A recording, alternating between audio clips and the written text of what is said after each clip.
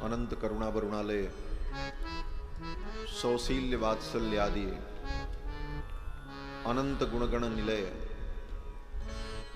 भक्त वांछा कल्पतरु कौशल्यानंद वर्धन भगवान श्री रघुनंदन, जिनकी शब्दमयी मूर्ति वांगमयी मूर्ति श्री रामायण के माध्यम से हम सभी लोग भगवान की मंगलमयी चर्चा श्रवण कर रहे हैं। भगवान की कथा के सुरसिक श्रोता आंजनेय श्री हनुमंत लाल जी महाराज, जिनकी भावमयी उपस्थिति भगवान की कथा में सर्वदा सर्वत्र विद्यमान रहती है। इस कथा के मुख्य यजमान श्री रावेंद्र तिवारी जी, सपत्नीक सपरिवार, उनके समस्त परिजन पुरजन बंधुजन, उनके चिरंजीवी पुत्रगण श्री मैथिली शरण तिवारी जी, सीता शरण तिवारी जी, मनोज तिवारी जी, समागत समस्त श्रद्धालु श्रोता बंधुओं, धर्मानुरागी सज्जनों, श्रद्धामयी माताओं, मंच पर विराजमान श्री लक्ष्मण बाग के धर्माधिकारी श्री दीनानाथ शास्त्री जी, अन्यान्य समस्त आचार्य संत वृंद, भक्त वृंद, भगवत कथा रस रसिक प्रेमी भक्तजन, भगवान की महती कृपा से पवित्र चैत्र मास में हम सभी लोग रामायण के माध्यम से विगत 7 दिनों से भगवान की मंगलमयी चर्चा श्रवण कर रहे हैं। ये कथा, भगवान की चर्चा, सत्संग, यह मानवता की पाठशाला है। आज के इस भौतिकवाद के युग में, जहां संसार के भोग को प्राप्त करने के लिए ही सारी दुनिया की बुद्धि और पुरुषार्थ लगा हुआ है, जहां सारी दुनिया के बड़े बड़े बुद्धिमान केवल प्रकृति के प्राकृतिक विषयों का ही भोग करने में प्रवृत्त हैं, ऐसे घोर कलिकाल में मानवता की प्रतिष्ठा करने वाला अगर कोई साधन है तो वो भगवान की कथा है और सत्संग है। आज डॉक्टर बनाने के लिए, इंजीनियर बनाने के लिए बड़े बड़े संस्थान हैं, लेकिन कहीं कोई ऐसा संस्थान नहीं बनाया जाता जिसमें मनुष्य बनाया जाए। पहले तो मनुष्य बनना बहुत जरूरी है। इंजीनियर बनना, डॉक्टर बनना, बड़ी बड़ी डिग्रियां प्राप्त कर लेना उतना महत्वपूर्ण नहीं है जितना महत्वपूर्ण है कि एक हम सच्चे मानव बन जाए। दायित्व है कि राष्ट्र की रक्षा करें, प्रजा की रक्षा करें, संस्कृति और संस्कार की रक्षा करें। आज उनकी ये स्थिति है कि अपने अहंकार के पोषण के लिए सारे विश्व को युद्ध के मुंह में झोंक दिया है। हमसे ज्यादा आप जानते जो युद्ध हो रहा है, क्या स्थिति है, क्या यही मानवता है? इस धरती पर जो आया है सब मरेगा, कोई बचेगा नहीं, और सब कुछ यहीं छोड़ करके जाना। ये मनुष्य भौतिक भोगवाद के चक्कर में पड़कर अपने सच्चे स्वार्थ को भी नहीं समझ पा रहा। हमारे पूज्य महाराज श्री कहते थे, आज का आदमी सच्चा स्वार्थी भी नहीं बन पा रहा। सच्चा स्वार्थी क्या है? बोले स्वार्थी का मतलब होता है जो सब कुछ अपने लिए करे, उसको कहते हैं स्वार्थी। सच पूछो तो हम आप स्वार्थी भी नहीं बन पा रहे। अपने लिए क्या कर रहे हैं?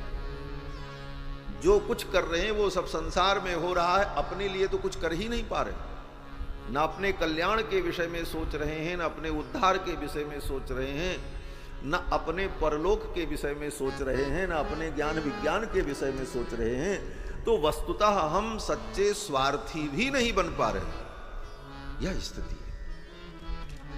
जो कुछ हम संसार में करते हैं, संग्रह, त्याग, वो सब यही विनष्ट हो जाता है। धर्म ही एक साथ जाता है।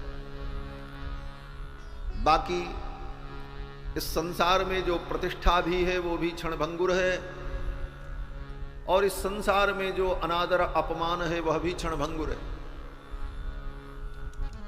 इस संसार में सम्मान भी अस्थाई नहीं है, अपमान भी अस्थाई नहीं।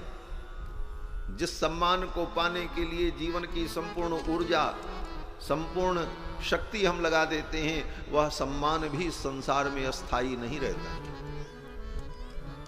आप विचार करो, एक प्रधानमंत्री का पद पाने के लिए निचले पायदान से राजनीति करते हुए वहां तक पहुंचने में पूरा जीवन बीत जाता, कितने पापड़ बेलने पड़ते, और तब उस पद को पाने के बाद भी उस पद की गरिमा, उसका अस्थायित्व तो कितना रहता, ज्यादा से ज्यादा 5 साल, 10 साल, 15 साल, और उसके बाद बोले मर जाने के बाद कौन याद रखता है। यहां इतने लोग बैठे हैं और सब भारत के नागरिक हैं। अगर पूछा जाए कि 1947 में देश आजाद हुआ तब से आज तक कितने प्रधानमंत्री हुए, तो सभी प्रधानमंत्रियों का नाम सबको नहीं मालूम, गिने चुने लोगों का नाम। इसी देश में उनका नाम लोग नहीं जान रहे। सोचना पड़ेगा, देखना पड़ेगा कौन थे, इतने दिन में ही भुला दिया। अब विचार करो, इस संसार में ये प्रतिष्ठा भी अस्थाई नहीं। जिस पद को पाने के लिए इतना श्रम किया, इतनी लड़ाई लड़ी, उस पद पर पहुंचने वाले व्यक्ति को भी लोग भूल गए। आज पूछे कि क्रम से 1947 से आज तक कितने प्रधानमंत्री हुए, कितने काल तक रहे, किस पार्टी से थे,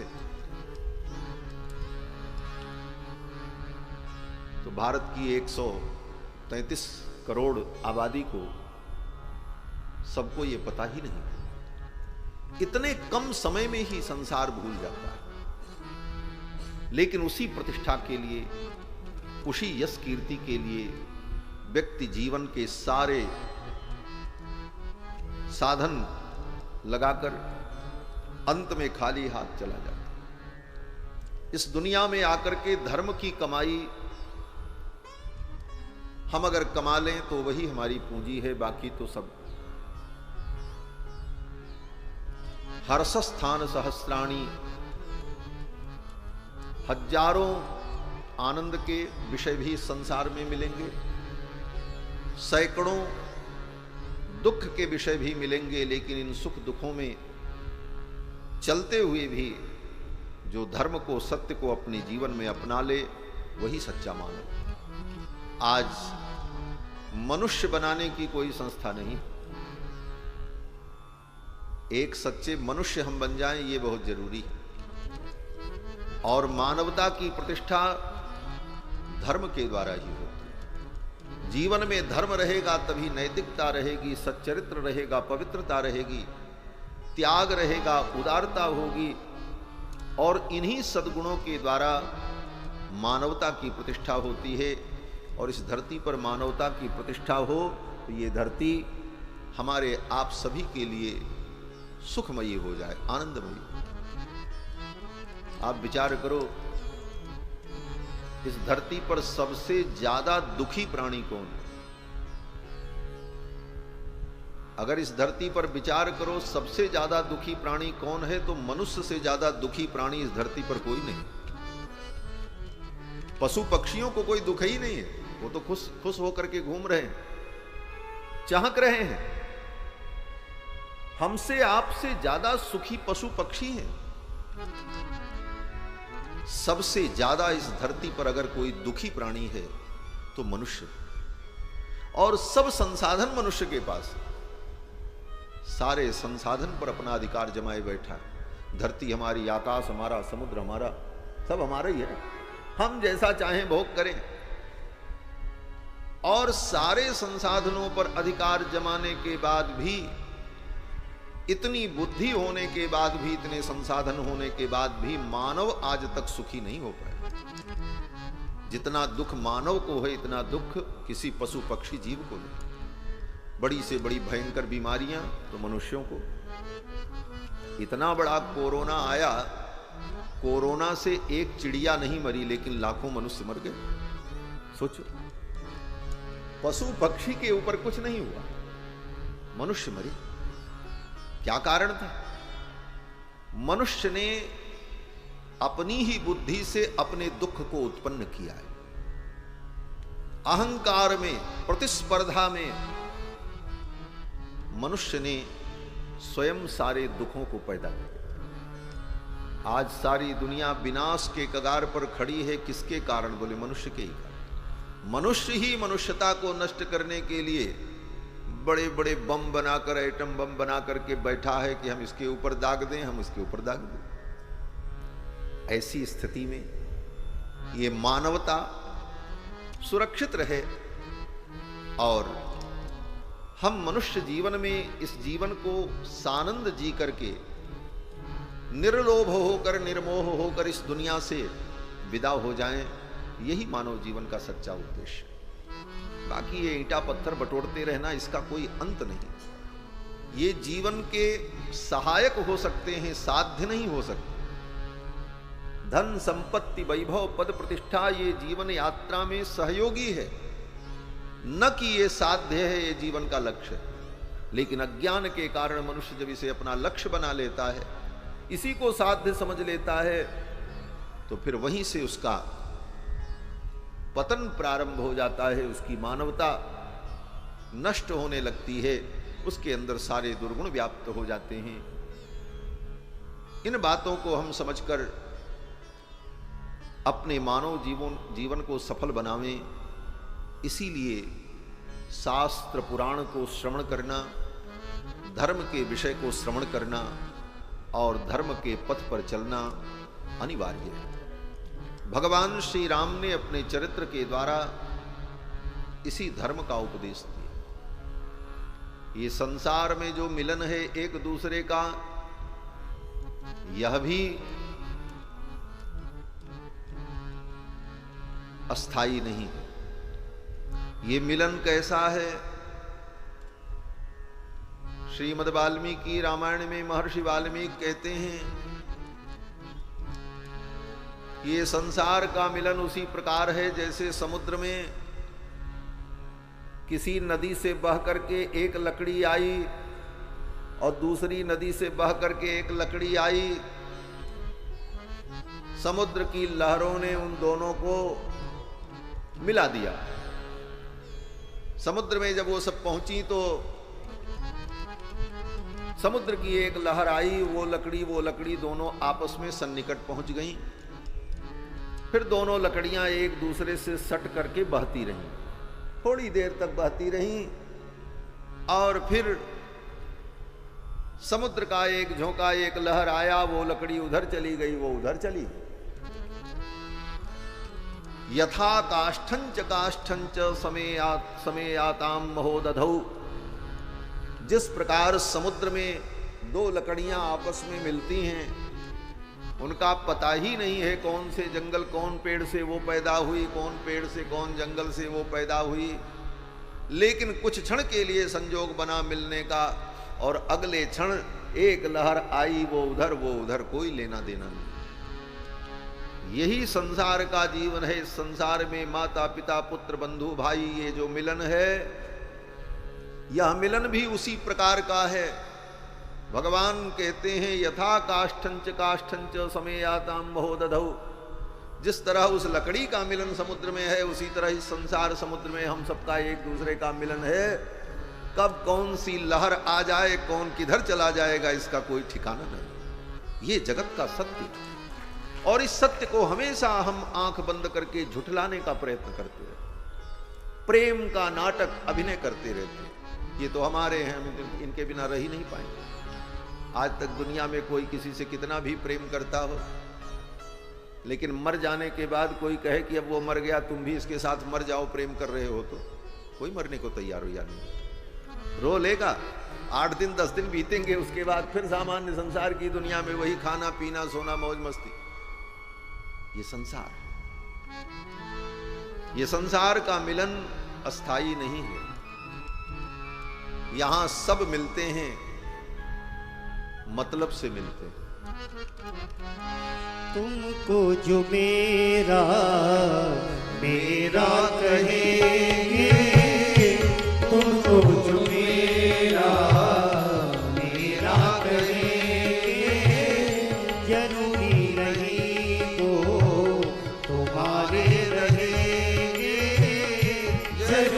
नहीं वो तुम्हारे रहेंगे। मतलब से मिलते हैं, मतलब से मिलते हैं, मतलब से मिलते हैं, मतलब से मिलते हैं। दुनिया के साथी सदा इस मिलन के भरोसे न रहना, सदा इस मिलन के भरोसे न रहना। ये तन कीमती है मगर है विनाशी, ये तन कीमती है मगर है विनाशी। कभी अगले क्षण के भरोसे न रहना, कभी अगले क्षण के भरोसे न रहना।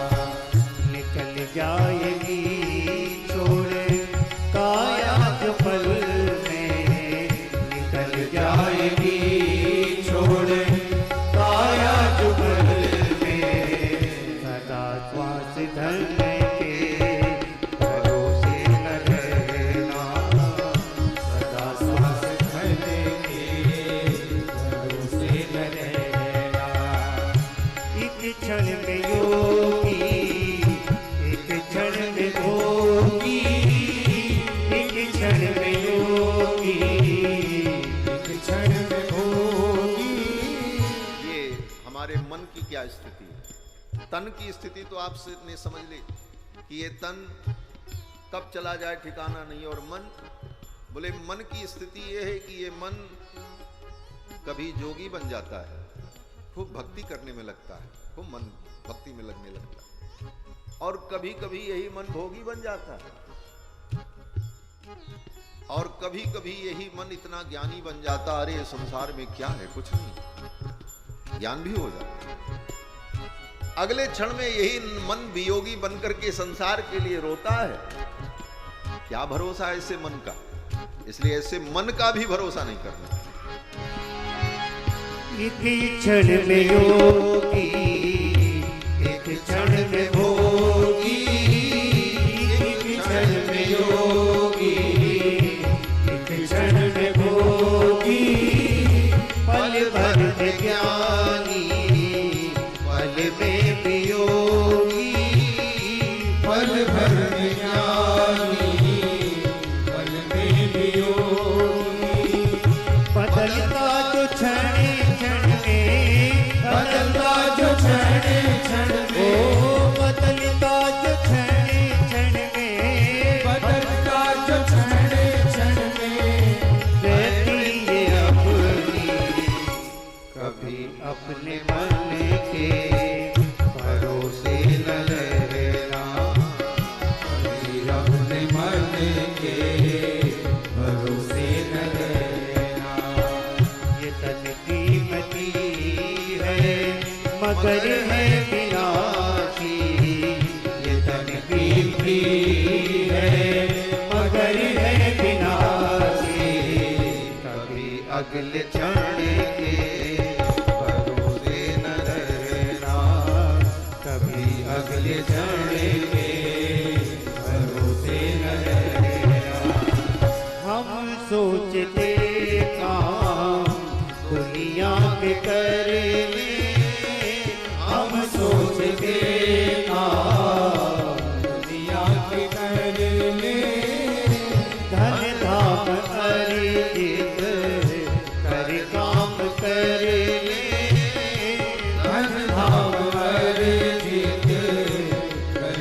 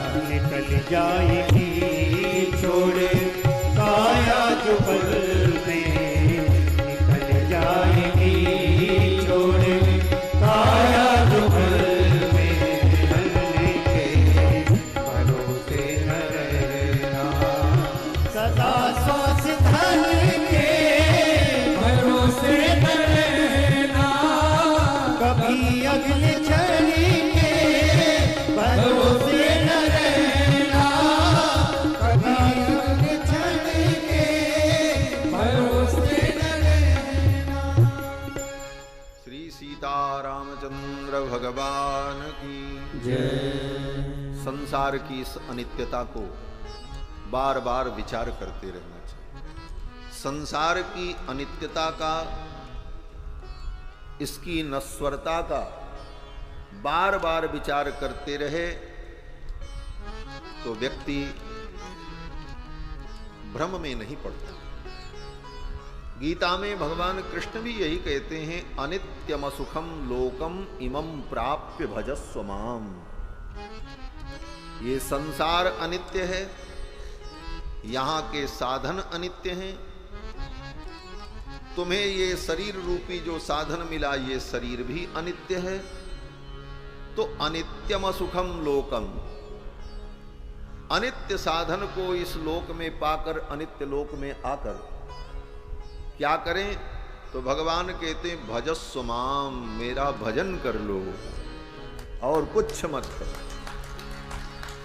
सच पूछो तो सच्चाई यही है कि इस दुनिया में आकर के भजन कर लें, यही अच्छा काम है, बाकी सब बेकार है, सब बेकार है। अगर ऐसा न होता तो बड़े बड़े राजा महाराजा राजपाट सब छोड़ करके जंगल में जाकर के परमात्मा का भजन क्यों करते? इतिहास गवाह है। जब उनको समझ में आ जाता सत्य क्या है, बोले चलो छोड़ो ये सब कुछ नहीं। तो भगवान का भजन ही इस संसार में सार्थक कार्य है, बाकी तो सब निरर्थक ही, प्रयोजन रहित है। भगवान श्री राम के पावन चरणों में हमारी भक्ति हो, हम भगवान के भजन में लग जाएं, यही जीवन का परम सार है। लेकिन भगवान के भजन में कैसे लगे? बोले पहले तो भगवान को ही जानो, भगवान है कौन। तो भगवान को बिना जाने, उनके स्वरूप को बिना समझे उनकी भक्ति भी नहीं हो सकती। तो भगवान को समझने का और जानने का तरीका क्या है? तो काकभूषुंड जी महाराज कहते हैं, जाने बिनु न हो ही परतीति, बिनु परतीति हो ही नहीं प्रीति, प्रीति बिना नहीं भगति दृढ़ाई, जिम खगेश जल के चिकनाई। बिना जाने भगवान से प्रीति नहीं हो सकती और प्रीति के बिना भक्ति दृढ़ नहीं हो सकती। और भगवान को जानने का एक ही तरीका है, श्रोतव्यो, सुनो। श्रोतव्यो, मंतव्यो, निदिध्यासितव्यः। वेद कहता है पहले भगवान के विषय में सुनो, खूब सुनो, और सुनने के बाद उसका मनन करो, मंतव्यः। फिर बोले फिर निदिध्यासितव्यः, उसे अपने व्यवहार में जोड़ लो। तो बार बार भगवान के विषय में श्रवण करने से ही भगवत तत्व का बोध होता है। कल की कथा में आप सभी लोगों ने श्रवण किया, मिथिला में भगवान का विवाह संपन्न हुआ, चारों वर वधू अयोध्या पधारे। जब से विवाह कर करके राम जी अयोध्या आए, अयोध्या का वैभव और भी दिव्य हो गया। जब ते राम ब्याहि घर आए, नित नव मंगल मोद बधाए। भुवन चार दिस भूधर भारी, सुकृत मेघ वर्षई बर भारी। अयोध्या में परमानंद हुआ। उसी समय भरत जी के मामा महाराज युधाजित, जो केकय देश के राजा थे, श्री रघुनाथ जी के विवाह में वो भी आए थे सम्मिलित होने के लिए। बारात से लौटकर जब अयोध्या पहुंचे और महाराज युधाजित अपने केकय देश जाने लगे तो जाते समय महाराज युधाजित ने दशरथ जी से कहा, राजन कुछ दिन के लिए भरत को ननिहाल भेज दो, ये मेरे साथ चलें और ननिहाल में रहें, वहां का आनंद अनुभव करें। दशरथ जी ने कहा ठीक है, अगर भरत जी की इच्छा है जाने की तो आपके साथ जाएं, कोई आपत्ति नहीं। तो श्री भरत जी महाराज अपने मामा युधाजित के साथ अपने ननिहाल चले गए विवाह के तुरंत बाद। और जब भरत जी जाने लगे तो उनके साथ श्री शत्रुघ्न जी भी गए।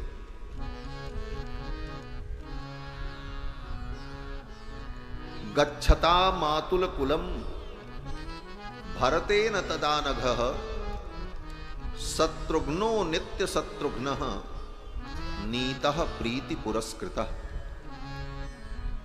शत्रुघ्नो नित्य शत्रुघ्नः, जो शत्रुघ्न जी महाराज नित्य शत्रुओं का संहार करते हैं, वे शत्रुघ्न जी महाराज नीतः प्रीति पुरस्कृतः, भरत जी के प्रीति में, भरत जी के प्रेम के कारण भरत जी के द्वारा ले जाए गए। भरत जी ने उनको साथ में ले लिया और लेकर केकय देश गए। भरत और शत्रुघ्न केकय देश में अपने मामा जी के यहां निवास करते और अयोध्या में भगवान श्री राम और कुमार लक्ष्मण। महर्षि वाल्मीकि कहते हैं कि मामा जी के घर में किसी वस्तु की कोई कमी नहीं थी, और होता भी है। अपने घर में खाने को मिले न मिले, लेकिन मामा जी के घर में तो सब लाड करते हैं, प्यार करते हैं। बोले भांजा आया है, नाती आया है, बेटी का बेटा है, पूज्य है, वंदनीय है, कितने भाव हैं। सतत्र निवसत भ्रात्रा सह सत्कार सत्कृतः। मामा जी के घर में सब प्रकार का सत्कार भरत जी को प्राप्त हो रहा था। मातुले नास्वपतिना पुत्र स्नेहेन लालितः, जैसे बेटे का लाड दुलार होता है, उसी प्रकार भरत और शत्रुघ्न का दुलार ननिहाल में होता रहा। तत्रापि निवसन्तौ तौ, मामा के घर में रहकर तर्प्यमाणौ च कामतः, हर इच्छाएं भरत और शत्रुघ्न की पूरी होती थी, किसी वस्तु की कोई कमी नहीं थी। लेकिन इसके बाद भी भैया भरत और शत्रुघ्न अयोध्या का ही स्मरण करते थे। वाल्मीकि जी कहते हैं कि भ्रातरौ स्मरताम वीरौ, अयोध्या से ज्यादा सुख सुविधा मामा जी के घर में प्राप्त हो रही थी, लेकिन भरत और शत्रुघ्न बार बार अयोध्या का स्मरण करते थे। और अयोध्या में भी वृद्धम दशरथम नृपम, अपने बूढ़े पिता महाराज दशरथ का बार बार स्मरण करते थे। और अयोध्या में भगवान श्री राम कुमार लक्ष्मण महाराज दशरथ की सेवा में रहते और उनकी आज्ञा का पालन करते हुए प्रजा के कार्य में सहयोग करते थे। यहां पर एक बार महर्षि वाल्मीकि ने फिर स्मरण दिलाया कि ये राम जी कौन है। समय समय पर प्रसंग प्रसंग में महर्षि वाल्मीकि राम जी के परत्व का स्मरण कराते। परत्व माने राम जी परम तत्व हैं। रामान नास्ति परायणम परतरम, राम से परे कोई तत्व नहीं है। राम जी परम तत्व हैं, इस बात का बार बार स्मरण महर्षि वाल्मीकि प्रसंग आने पर वर्णन करते हैं। ये मैं इसलिए कह रहा हूं कि बहुत से लोगों के मन में इस बात का भ्रम पैदा किया जाता है कि आदि कवि महर्षि वाल्मीकि ने राम को भगवान परमात्मा नहीं माना। वाल्मीकि ने अपने नायक राम को एक मर्यादा पुरुषोत्तम सच्चरित्र पुरुष के रूप में प्रतिष्ठित किया, भगवान के रूप में उनका वर्णन वाल्मीकि जी ने नहीं किया। ऐसा लोग कहते, मैं नहीं कह रहा हूं। और लोग ये भी कहते हैं कि राम तो एक महापुरुष थे, ये तो कालांतर में गोस्वामी तुलसीदास जी जैसे भक्त के कारण उन्होंने जब रामचरितमानस की रचना की तब राम को परमात्मा के रूप में उन्होंने अपने ग्रंथ में प्रतिष्ठित किया, तब उनको लोग भगवान के रूप में समझने लगे। अन्यथा आदि कवि वाल्मीकि ने तो राम को एक मर्यादा पुरुषोत्तम महापुरुष के रूप में वर्णन किया। ऐसी बातें आजकल के तथाकथित प्रबुद्ध समाज में उच्च शिक्षा प्राप्त लोगों के बीच में ये चर्चा का विषय बनता है। कुछ दिन पहले आपने सुना होगा, एक हाई कोर्ट के चीफ जस्टिस थे काटजू,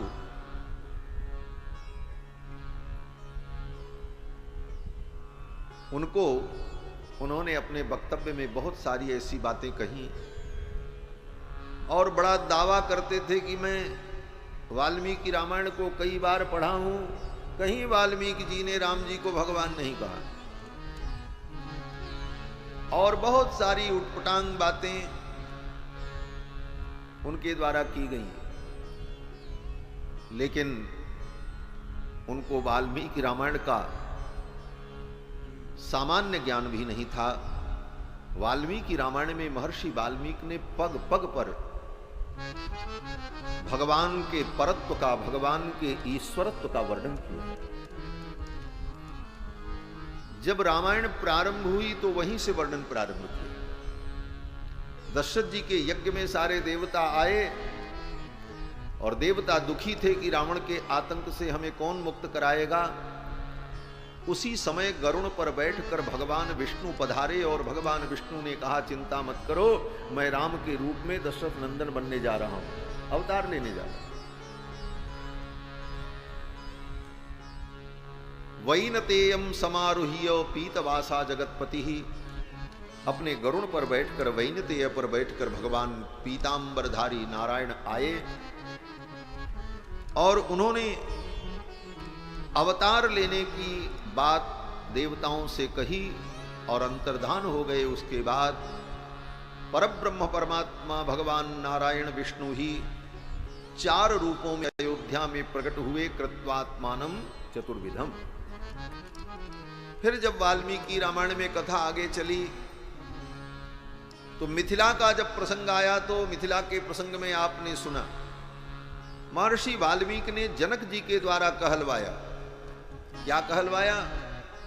धनुष तोड़ने का प्रसंग आया तो जनक जी ने कहा, देवता यक्ष किन्नर गंधर्व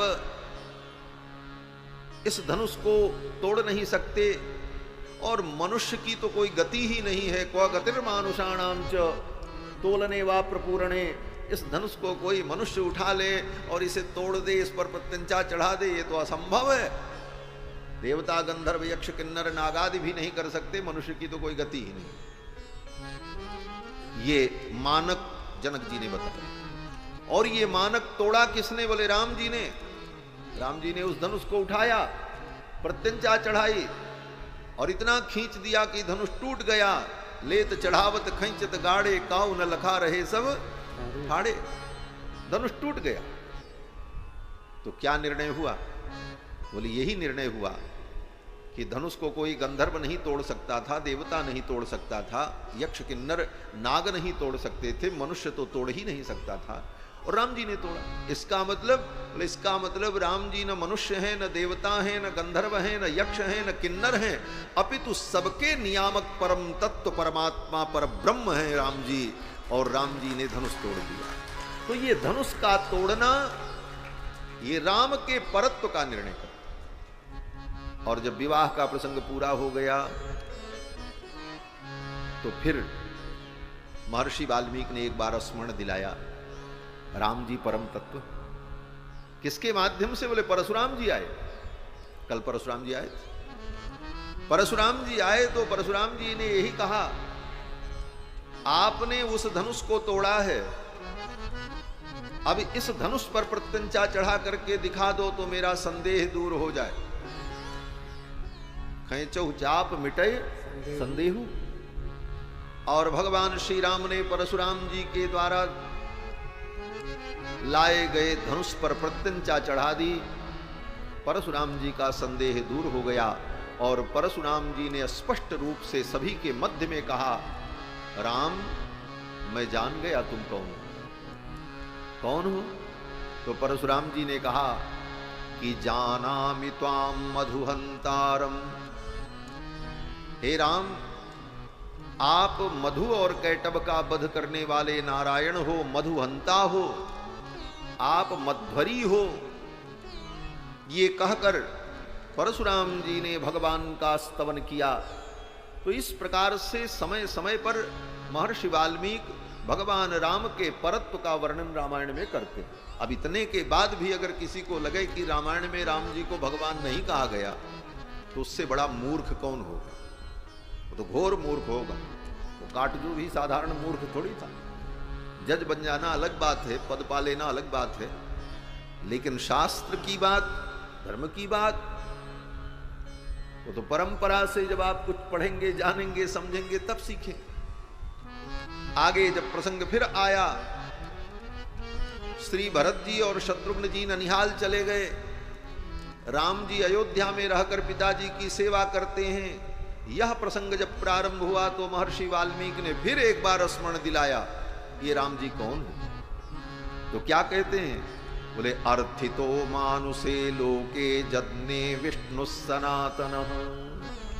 अर्थितो मानुषे लोके, देवताओं की प्रार्थना पर मनुष्य के रूप में इस लोक में भगवान सनातन विष्णु ही राम के रूप में अवतरित हुए।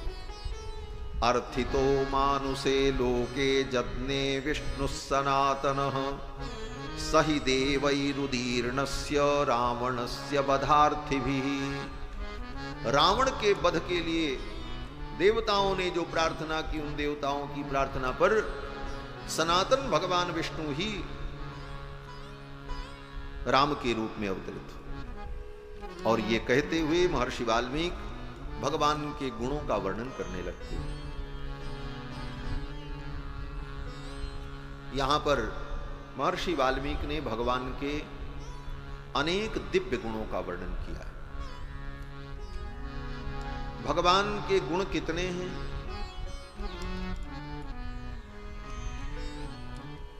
और भगवान के अवगुण कितने हैं?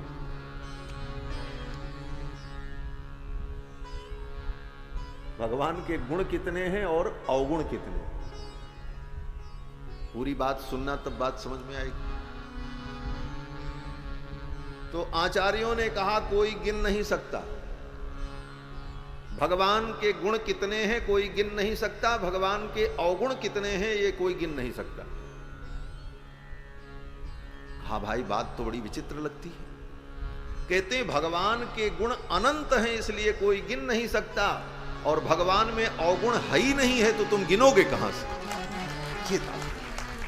भगवान में कोई अवगुण है नहीं इसलिए आप गिनोगे कहां से? एक की भी गिनती नहीं हो सकती। और गुण भगवान के अनंत हैं, उनकी कोई गणना नहीं कर सकता। भगवान अनंत गुण गण निलय, अखिल हे अप्रत्यनीक कल्याणैकतान श्वेतर समस्त वस्तु विलक्षण, ये भगवान की विशेषता। तो यहां पर महर्षि वाल्मीकि ने भगवान के अनेक गुणों का वर्णन किया है। भगवान के ये जो गुण हैं ये दिव्य हैं और नित्य हैं। ये बात समझ लेनी चाहिए, भगवान कभी निर्गुण नहीं है। ये बात हवा उड़ती है, भगवान निर्गुण है, निर्गुण है। निर्गुण का मतलब जिसके अंदर निंदित गुण नहीं है वो निर्गुण, और जिसके अंदर सद्गुण विद्यमान है वो सगुण। ये सगुण निर्गुण की परिभाषा हमारे आचार्यों ने मानी। तो भगवान के अंदर दिव्य गुण सदा विद्यमान रहते हैं। और भगवान के दिव्य गुण नित्य हैं। लेकिन भगवान के इन दिव्य गुणों की उपयोगिता वैकुंठ में नहीं रहती। क्यों? ले वैकुंठ में भगवान विराजते हैं, भगवान में सारे गुण हैं, लेकिन वो सब गुण ठंडे बस्ते में पड़े रहते, उनका कोई उपयोग नहीं होता। क्यों? बोले वैकुंठ में भगवान अपने किसी गुण का उपयोग नहीं कर पाते। भगवान का एक गुण है दया। अब वैकुंठ में भगवान किस पर दया करें? वैकुंठ में कोई दया का पात्र नहीं होता। वैकुंठ में जो जीव जाता है वो तो समस्त पाप कर्मों से मुक्त होकर, बंधन से मुक्त होकर, एष आत्मा अपहत पापमा विजरो मृत्युर्विशोकः अजिघित्सः अपिपासः सत्यकाम सत्य संकल्प आविर्भूत गुणाष्टकः, इन सारे गुणों से संपन्न जीवात्मा दिव्य रूप से वैकुंठ में जाता है, तो उस पर क्या दया भगवान करे? वो दया का पात्र होता ही नहीं। तो वैकुंठ में भगवान का दया गुण भी ठंडे बस्ते में पड़ा रहता है। भगवान बड़े उदार हैं। अब वैकुंठ में भगवान किसको अपनी उदारता दिखावें? क्यों? बोले वैकुंठ में जितने भगवान के पार्षद होते हैं उनको कुछ चाहिए ही नहीं, कोई कामना ही नहीं होती। समस्त कामनाओं से उपरत होने पर ही तो वैकुंठ की प्राप्ति होती। तो वैकुंठ के जीव जो हैं वो भगवान से कोई कामना ही नहीं करते, तो भगवान क्या उदारता दिखाएं? भगवान का एक गुण है क्षमा। वैकुंठ में भगवान किसको क्षमा करें? बोले वैकुंठ में कोई अपराध करता ही नहीं, वहां सब दिव्यात्मा होते हैं, कोई अपराध करेगा ही नहीं, किसको क्षमा करें? वो क्षमा गुण भगवान का ठंडे बस्ते में पड़ा। भगवान बड़े वीर हैं, पराक्रमी हैं, वैकुंठ में किससे लड़ें? किसको अपना पराक्रम दिखावें? भगवान के अंदर कितनी शक्ति है, कितना पराक्रम है, वैकुंठ में किससे पटका पटकी करें भगवान? वह भी गुण भगवान का ठंडे बस्ते में पड़ा।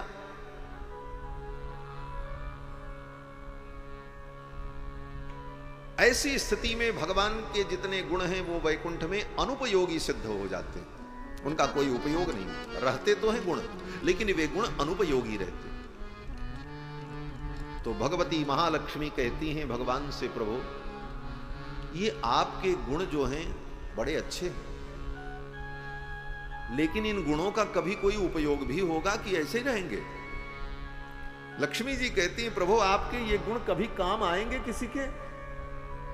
भगवान कहते हैं, क्या करें, यहां वैकुंठ में मेरे गुण का कोई उपयोग ही नहीं। लक्ष्मी जी कहती हैं, आपके गुण नित्य हैं, दिव्य हैं, और इनकी कोई उपयोगिता नहीं, तो इन गुणों के होने से क्या फायदा? इनकी उपयोगिता होनी चाहिए। इन गुणों को आप क्या करोगे जब इनका उपयोग नहीं? तो भगवान कहते हैं, वैकुंठ में तो इसका कोई उपयोग ही नहीं। तो लक्ष्मी जी कहती हैं, चलो संसार में, लीला विभूति में चलो, आप भी अवतार लो, मैं भी अवतार लूं, और फिर हम आप मिलकर के लीला करेंगे। फिर अनेक जीवों के ऊपर आप करुणा करना, कृपा करना, दया करना, क्षमा करना, तो इन सारे माध्यमों से आपके ये सारे गुण चरितार्थ हो जाएंगे, ये सारे गुण सार्थक हो जाएंगे। तो भगवान अगर अवतार लेकर इस धरा मंडल पर ना आए